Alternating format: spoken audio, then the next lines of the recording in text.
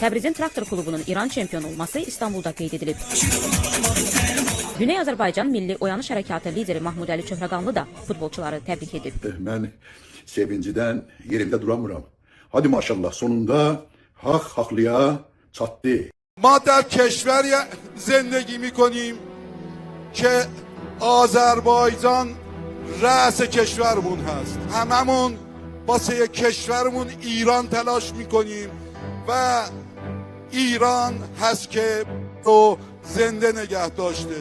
ما هممون بنده خودم رو عرض میکنم سرباز ایران و آذربایجان هستم. این آرزو محقق نشده به غیر از اینکه کسانی بودن تو این کشور که رفتن جان دادن تا ما بتونیم در این کشور زندگی و امروز در سایه شهادت اونا امروز جشن بگیریم.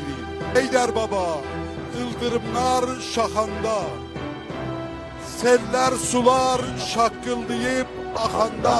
Qızlar ona səs bağlayıb baxanda, salam olsun şövkətizə, elizə.